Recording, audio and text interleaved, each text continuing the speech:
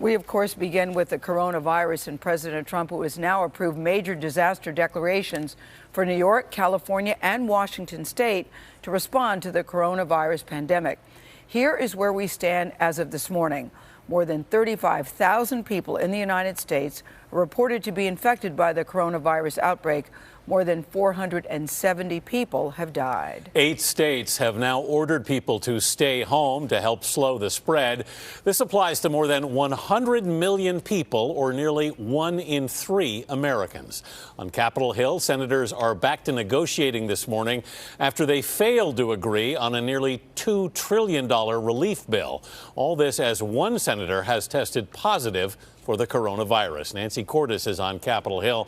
Nancy, are we actually getting any closer to a deal? Anthony, leaders tell us they are close and that they hope they can wrap up their talks this morning after negotiating past midnight here at the Capitol. Republicans say they have already made big concessions.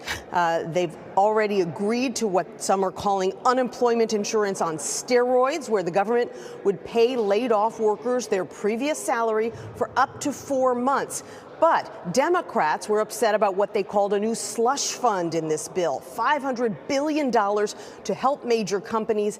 That money would be sent out at the discretion of Treasury Secretary Mnuchin with limited oversight.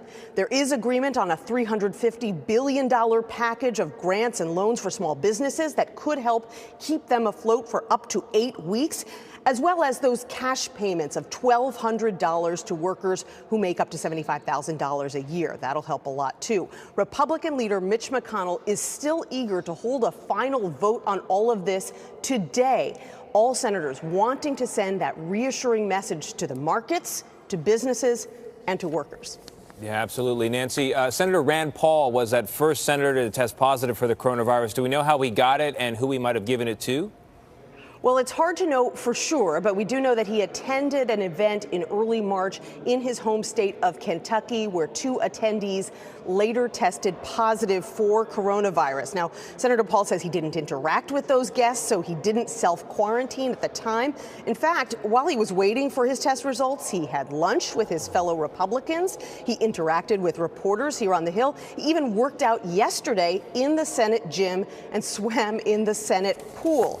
Some of his colleagues didn't take too kindly to that. In fact, Senator Lindsey Graham of South Carolina, one of his colleagues, told us, quote, "I'm not a doctor, but it's pretty obvious to me that until I got my test back, I should stay away from people." And now there are a couple of senators who are newly in self-quarantine because they came into such close contact with Senator Paul. And all of that is making it very complicated as senators prepare to vote on this massive $2 trillion package today. Hopefully there's a lot of chlorine in that pool, Nancy. Thank you very much. Appreciate it.